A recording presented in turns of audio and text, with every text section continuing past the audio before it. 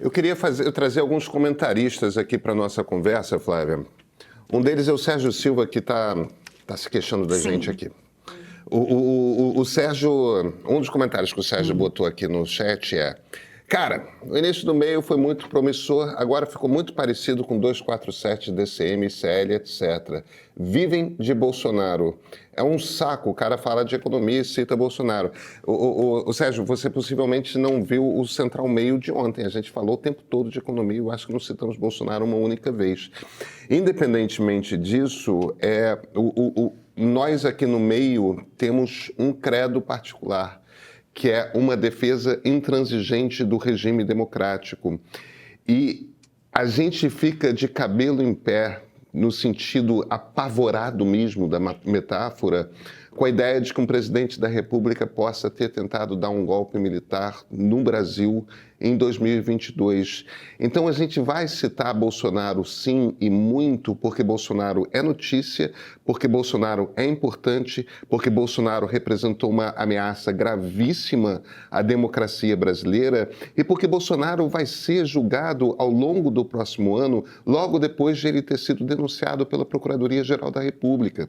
Então, a gente faz jornalismo, entendeu? E não dá para a gente fazer jornalismo sem falar e sem tratar do bode que está no meio da sala.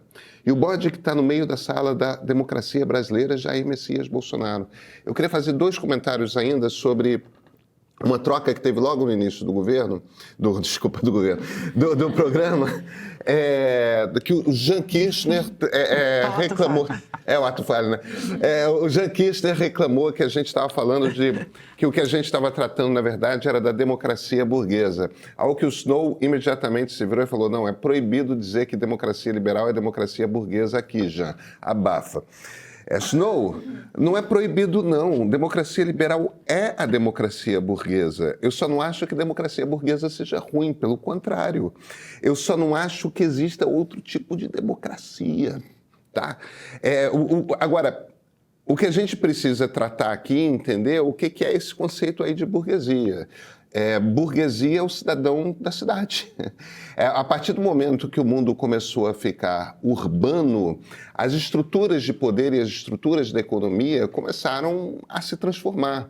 Quando as cidades começam a se tornar pontos importantes da economia do mundo, você começa a ver o crescimento de uma burguesia, que era aquele sujeito que não era aristocrata, ou seja, não era nobre, não era rei, príncipe, visconde, conde, dono de terras, esse tipo de coisa, mas ao mesmo tempo não era um servo naquele sistema feudal, não era um escravo, não era alguém que vivia do favor de. Não, era alguém que tinha um pequeno negócio dele, alguém que vivia por conta do seu próprio trabalho, profissionais liberais, pequenos comerciantes. Isso é um mundo pré-funcionários públicos, né? Mas funcionários públicos são também a burguesia. Eu sei que tem uma certa contaminação marxista ali do termo burguesia, né? Porque o Marx, que fazia o elogio da Revolução Francesa, que fazia o elogio das revoluções liberais, dizia que tinha uma coisa muito mais legal ali na frente, que era a revolução do proletariado, mas a primeira revolução do proletariado jamais aconteceu, né? Já faz 2 séculos que o Marx está prometendo essa revolução. E, independentemente disso, o que a democracia burguesa, a democracia liberal promete? Qual a intenção por trás dela? Qual a ideia que ela vende? Ela vende uma ideia de que é possível um regime em que todos tenhamos direitos iguais perante a lei, em que todos seremos respeitados nas nossas liberdades, no qual nós todos temos direito a uma série de liberdades.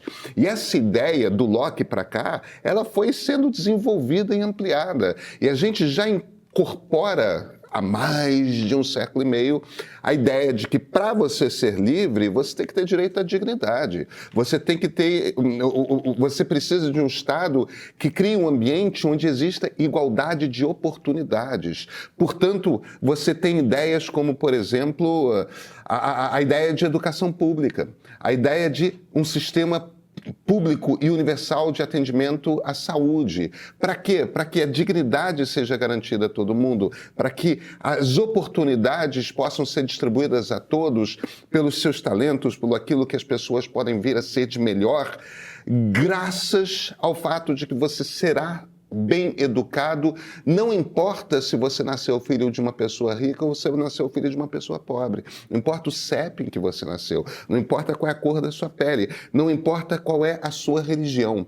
Aí você pode se virar para mim e falar, mas isso aí é utopia. É claro que é uma promessa que tem que ser conquistada. Mas aí a burguesia, a democracia liberal te entrega as ferramentas para você fazer esse tipo de conquista. O direito de você se organizar politicamente num partido, num sindicato, numa associação de moradores. O direito de você poder falar o que você pensa, de você se organizar politicamente num partido político para poder ir lá e conquistar os direitos que são de alguma forma negados ao seu grupo. Por isso que a história da democracia é uma história de ampliação de direitos, de uma contínua ampliação de direitos. E o que eu acho que a democracia liberal tem mostrado é o seguinte, não é só aquela coisa ali do lugar comum ali do Churchill, o pior regime com exceção de todos os outros. Mas fora isso, nunca houve um sistema político que distribuiu tanta renda, nunca houve um sistema político que incluiu tanta gente, nunca houve um sistema político que gerou tanta felicidade, nunca houve um sistema político tão justo quanto esse.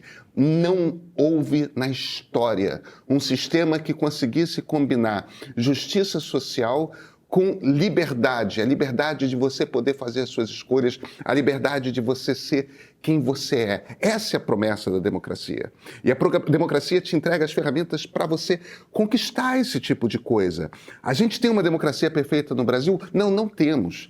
Mas se você compara o que a nova república conquistou da promulgação da Constituição de 1988 para cá, com qualquer outro momento da história do Brasil, a gente nunca fez o que a gente tem hoje. A gente nunca ampliou tanto, a gente nunca incluiu tanto. Tem mais para fazer? É claro que tem para fazer.